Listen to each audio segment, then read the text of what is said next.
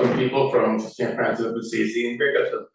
Good to see you again. We're on the birth narratives of Jesus of Nazareth with a commentary by Pope Benedict in his book, the birth narratives. We're at the point now in Matthew's Gospel. We covered the St. Luke last week. This week is now St. Matthew. We're at that point. We ended on Monday. Now it's Wednesday. About the Magi or the wise men. Again, we talked about that.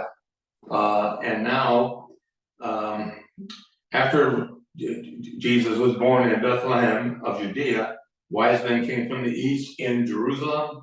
Where is the child to be born, King of the Jews? We have observed his star in the rising. That's a very important issue.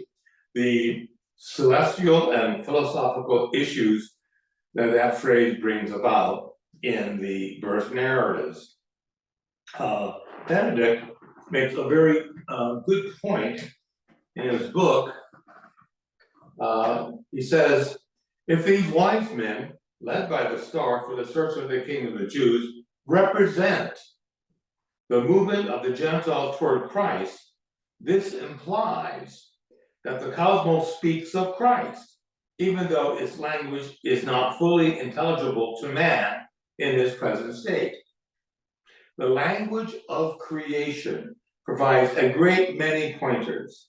This gives man an intuition of the Creator. Moreover, it arouses the expectation, indeed, the hope that this God will one day reveal himself. And this is the whole point here. These celestial manifestations. At the exact same time, it elicits an awareness that man can and should approach him. But the knowledge that emerges from creation and acquires concrete form in the religions can also become disoriented, so that it no longer prompts man to transcend himself, but induces him to lock himself into systems with which he believes he can, and in some way, oppose the hidden powers of the world. So there's a problem here on one level. Creation can in fact mirror God if you want to go that route, or it can take a totally different route. So the star represents that whole Gentile relationship to Judaism, and then later in the early Christian community. So this celestial manifestation, this theophany of God through natural means, theophany means manifestation of God, can be interpreted on many different levels. Benedict will go on to say the following. On entering the Gentile world, the Christian faith had to grapple once again with the question of astral divinities. Hence, in the letters he wrote from prison to the Ephesians and the Colossians, Paul emphasizes that the risen Christ has conquered all the powers and forces in heavens, and he reigns over the entire universe. And we're going to get into this. This is a major theological issue. What is Jesus' relationship to the cosmological order as representational of the sign that the wise men see? This is no little topic. This is a major issue. How is this newborn child, this incarnation of the Word of God, as we read in John's Gospel, related to the religious affectations of the day as it relates to cosmological manifestation? It's a very important issue.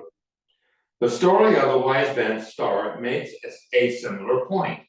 It is not the star that determines the child's destiny.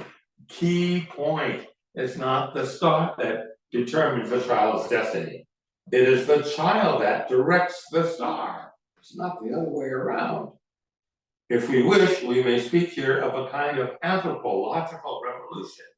Human nature, assumed by God, as revealed in God's only begotten Son, listen carefully, is greater than all the powers of the material world gather, and greater than the entire universe. A very important issue. In fact, Paul, in the letter to the Colossians, makes this absolutely clear. He will say in St. Paul's letter to Colossians chapter 1, verse 15, he will say the following: He is the image of the invisible God, the firstborn of all creation. What do you mean, firstborn of all creation? He's the first to rise from the dead. And by that, creation has utterly been transformed. That's what Paul is saying. He is the firstborn from the, he is the firstborn of all creation. And I might add, we are part of creation. So what Paul is in fact saying, what happened to Jesus will in fact happen to us. He is the firstborn, and we will have our turn after him. So what's the relationship between Jesus and the entire created cosmological order? He's the firstborn of all creation, for in him all things were created. He's not a product of creation. He is the author of all creation. He's absolutely supreme. And not only is he supreme in all things were created in the heavens and on the earth, visible and invisible. Again, there's the material world in the mind of the Jew, and there's the immaterial world of the mind of the Jew, namely astral or angelic powers. And Paul will say to the letter to the Colossians, in heaven and on earth, visible and invisible. And then he quotes the levels of angelic orientation and creation, whether thrones or dominions or principalities or authorities, all things were created through him and for him. So he is above any astral or angelic reality. He's before all things. So before creation existed, he was. That's how unique this reality is in the incarnative person of Jesus the Nazarene. This baby Jesus born now in time always existed outside of time. And he's above all things. He's before all things, and in him all things hold together. He's the point of unification. Without him as being the Logos, the Word made flesh, which is the nativity of Jesus of Nazareth, things would not be ordered. All things are ordered through him, and they are held together through him. He has absolute dominance. He is before all things, and in him all things hold together. He is the head of the body, the church. He is the beginning, the firstborn from the dead. That is to say, he's the first one to rise from the dead by his own power. And if he's the firstborn, what about us? We will likewise follow. That's what he's saying. He's the head of the body of the church. He is the beginning, the firstborn from the dead, that in everything he might be preeminent. He's higher than any astral reality, any angel, any star, any planetary existence, any other planetary power or being. He has absolute supremacy.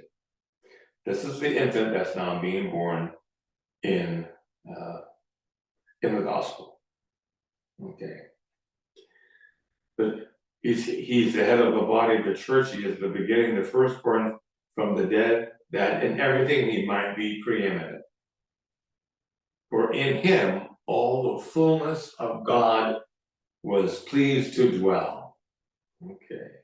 And through him to reconcile to himself all things, whether on earth or in heaven, and making peace by the sign of his cross, by the blood of his cross. He's the fullness of God in human form. This is what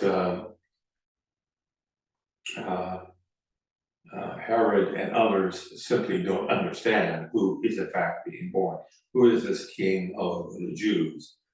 And then we read in chapter 2 of the Colossian letter, verse 9, for in him the whole fullness of deity dwells bodily. However we understand God, or the transcendent reality, existence, and nature of God, this God took on human form. For in him the fullness of the deity dwells bodily, and you have come to the fullness of life in him, who is the head of all rule and all authority.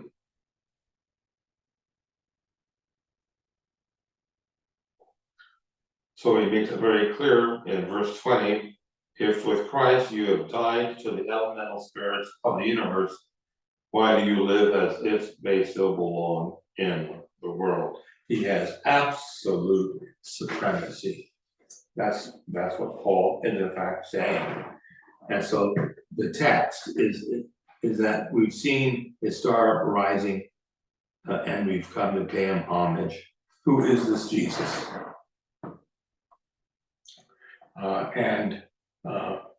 What are we now going to do? How do we talk about him? And so the problem is going to be now the following. Verse 3, when King Herod heard this, again going back to Matthew chapter 2, when King Herod heard this, he was frightened, and all of Jerusalem with him. And calling together all the chief priests and the scribes of the people, he inquired of them where the Messiah was to be born.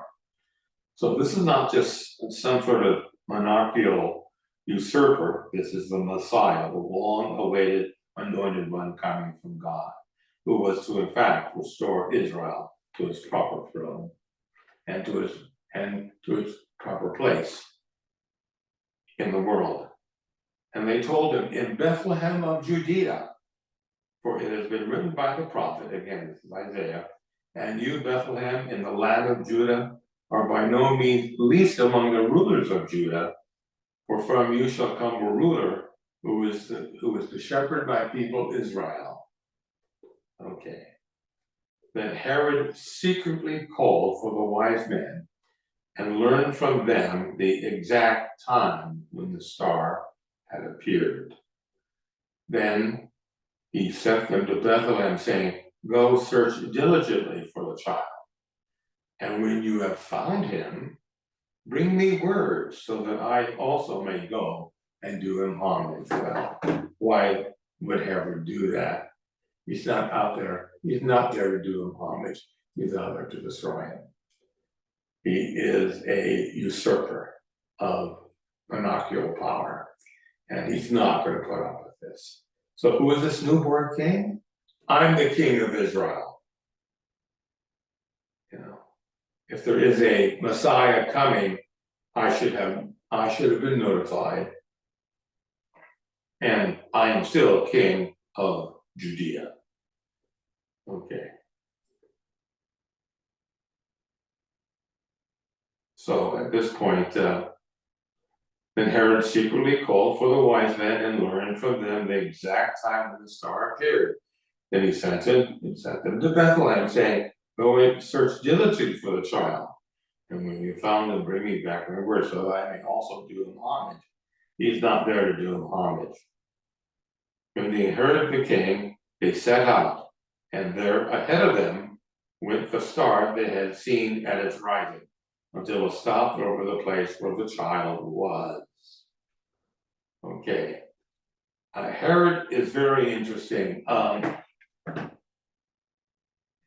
He had a long history of dispatching people that were no longer useful for him as he ruled Judea. Herod the Great. His mother, Alexandra, his wife, Mariamon, and his sons, Alexander, Antipater, and Aristobulus, they were all killed by him. This is the type of person that you're dealing with. He's not there to do him homage. He doesn't want to find this messianic usurper in order to do him homage. He's there to find out who this child was and is, and so that I might come and have him dispatched. That's the issue.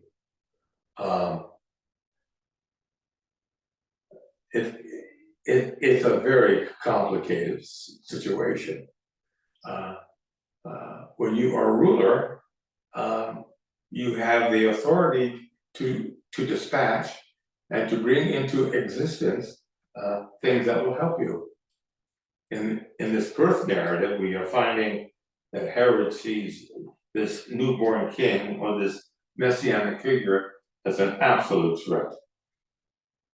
So so this is chapter 2, verse 10. When they saw that the star had stopped, they were overwhelmed with joy.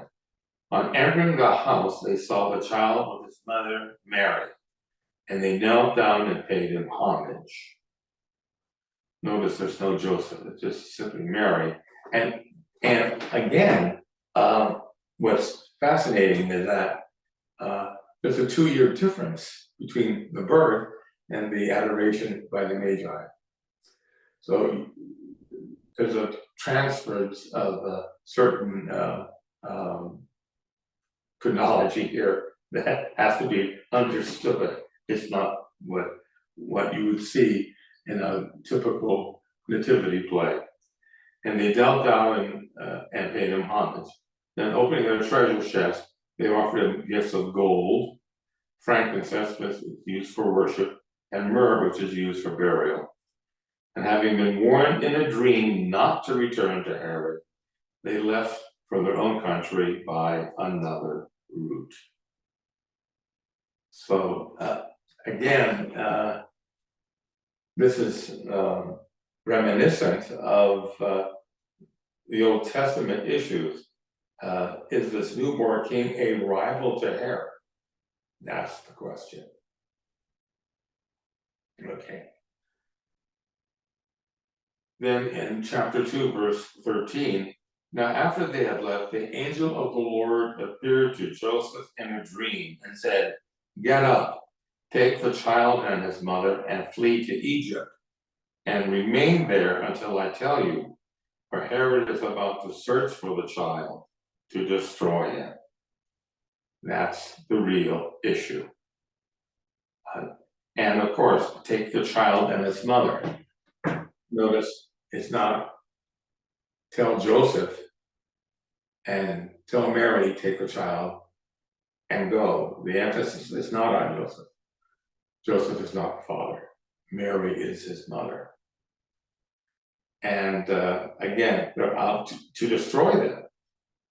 Now, this does get into the realm of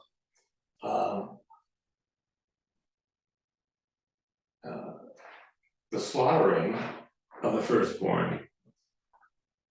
Now, this is nothing new within the issue of the New Testament or even the Old Testament scriptures. There's always going to be an issue if there's a threat to monarchical power. How do we get rid of it? And so we have a retelling of the story of Moses. Mary and Joseph flee to Egypt because Herod wants the child destroyed.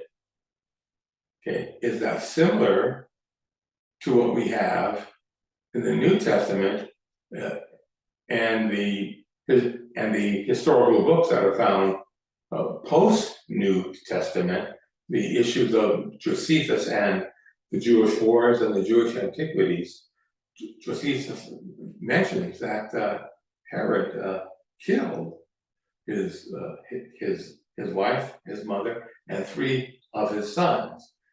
The other 3 sons were allowed to live. So is this a retelling of something that was familiar to the gospel writers? And then secondarily, does this have roots in the Old Testament?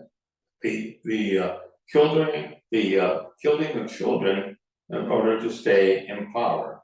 So for example, we read from the book of Exodus, chapter 1, verse 8.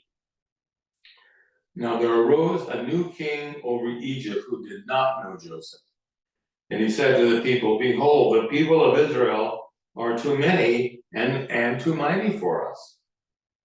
Come, let us deal shrewdly with them, lest they multiply, and if war befall us, they join our enemies and fight against us, and escape from the land. So in verse 15, then the king of Egypt said to the Hebrew midwives, one of them named Sephora and the other Pua, when you serve as a midwife for the Hebrew women, and see them upon their birth stool, and if it is a son, you shall kill him, but if it's a daughter, she shall live. But the midwives feared God, namely obeyed God, and did not do as the king of Egypt had commanded them, but let the male child live. So at this point, in verse 20, so God dealt well with the midwives, and the people multiplied and grew very strong, because they did not listen to the decree of annihilation of the male offspring of the Hebrews.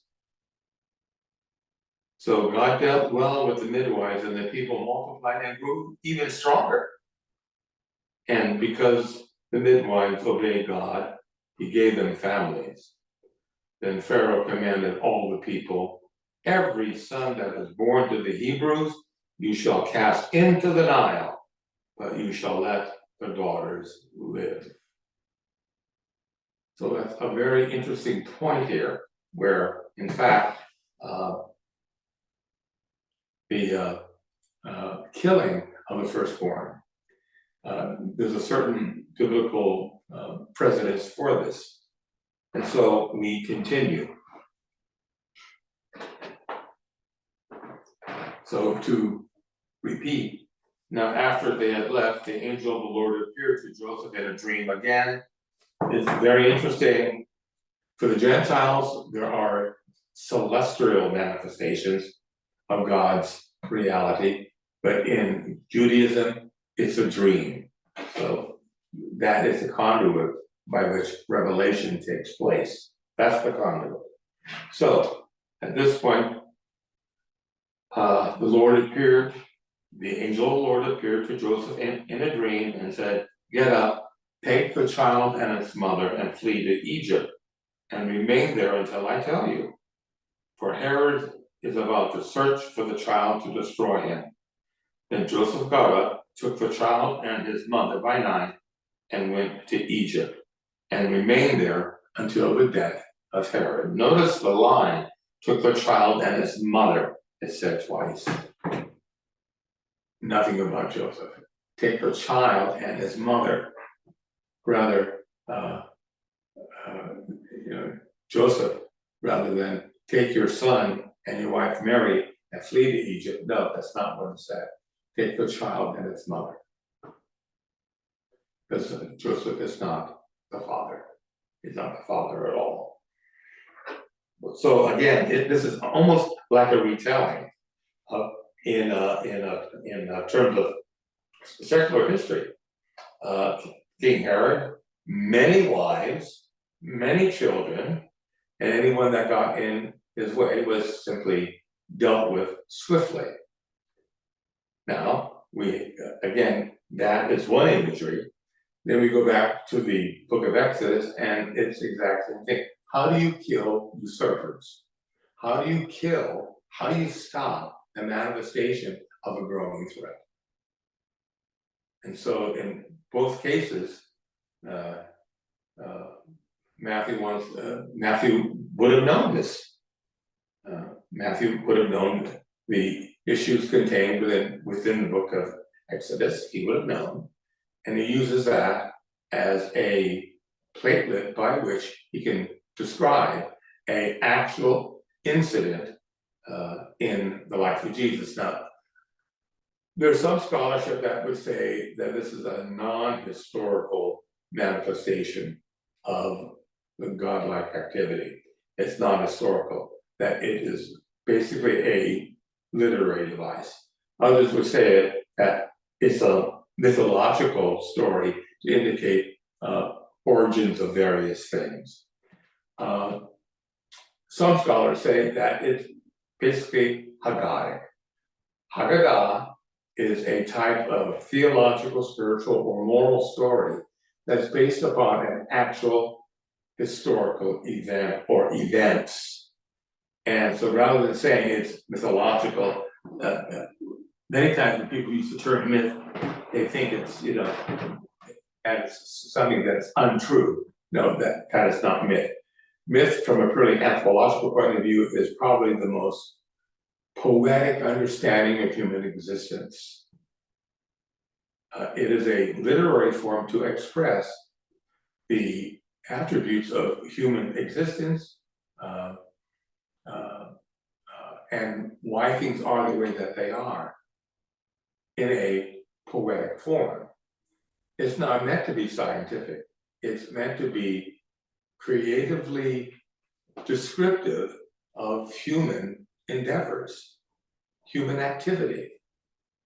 And is myth, for all practical purposes, based on some form of historicity or some sort of historical data that gave rise to the story? Absolutely.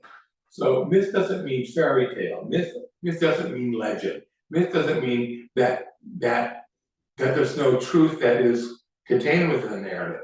On the contrary, many anthropologists believe that myth is the highest form of truth because in a literary form or in a literary device, you are explaining the human condition on a multiple level that's not necessarily scientifically empirical. So you can have descriptive analysis, that's what science is, but if you have myth, it's a poetic undertaking by which you describe what it means to be human. You describe the events of human experience, and then in a creative, nuanced way, explain and interpret what we go through. It's a means of understanding and interpretation of our existence. So myth doesn't mean that it's not true. Myth is probably the highest form of truth, because on a poetic level, it expresses on a multifaceted level who and what we are and why we exist. Okay.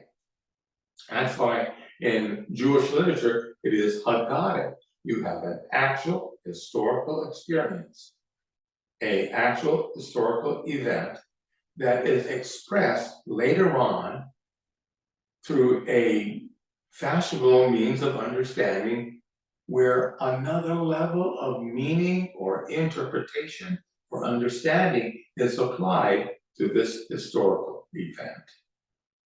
So it's not a matter of not telling the truth. It's not a matter of not being accurate. It's a matter of explaining human existence by way of different types of language.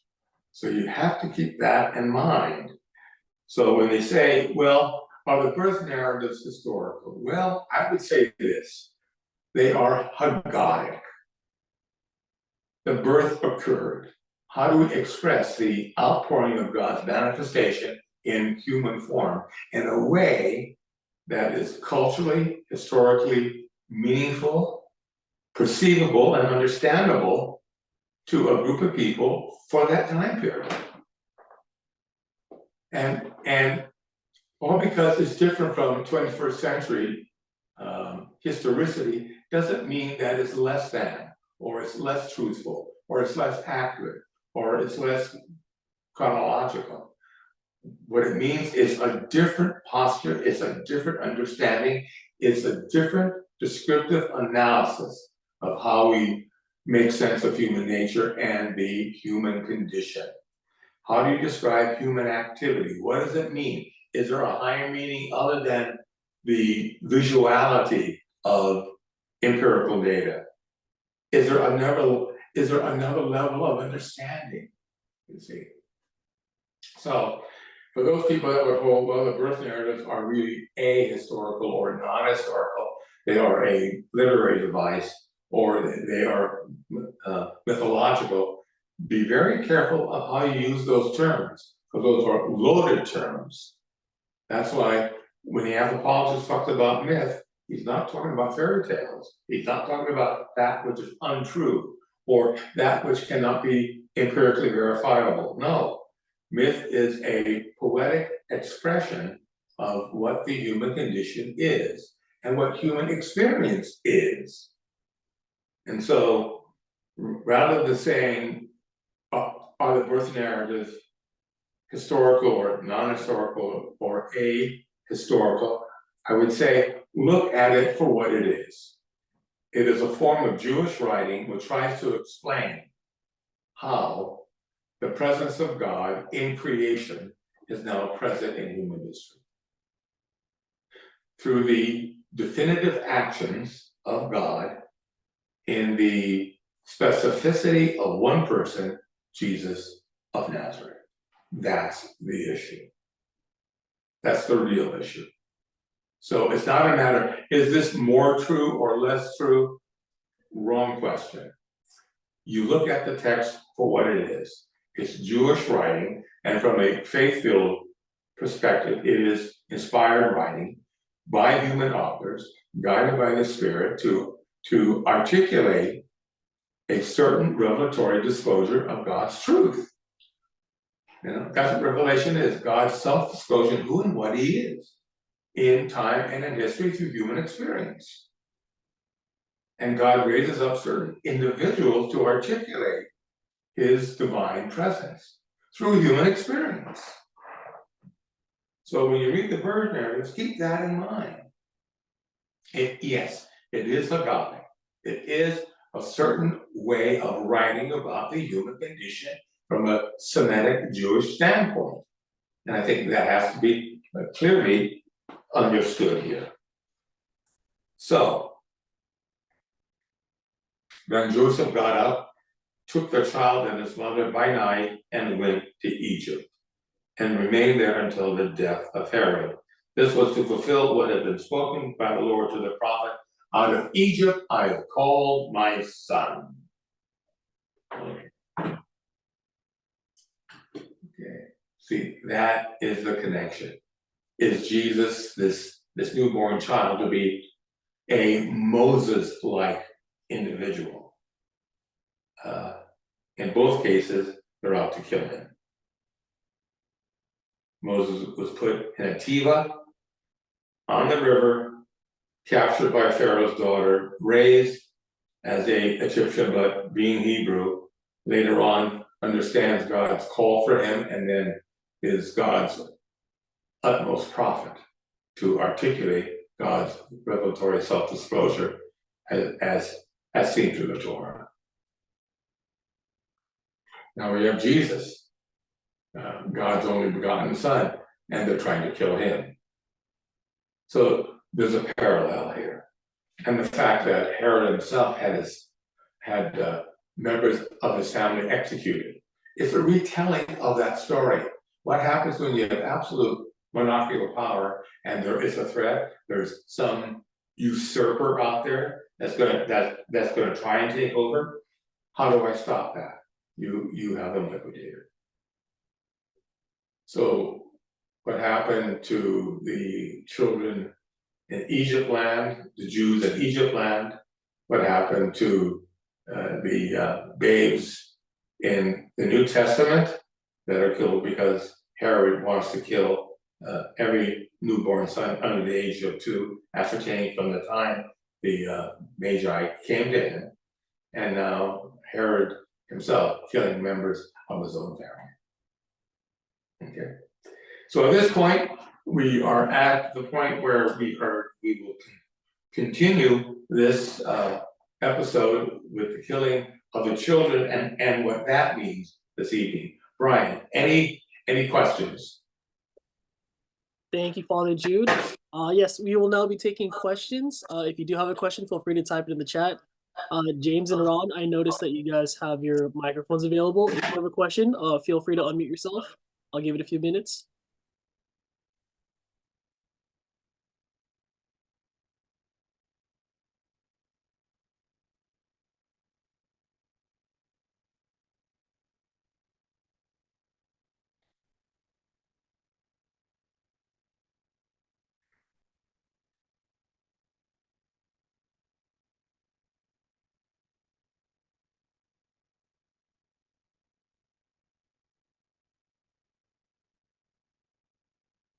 If there are no questions, I'll leave it to Father Jude to wrap it up.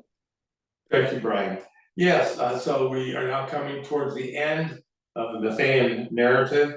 We'll be getting into the killing of the firstborn and what that means in the life of Israel and as it relates to Mary and Joseph and the newborn child Jesus. I'd like to thank you for your attendance, and we shall see each other this evening. Thank you for coming. Thank you, everyone. And just a reminder, I posted Father Jude's email in the chat. It's ronaldjudeeli@gmail.com. Thank you, everyone. We hope to see you tonight.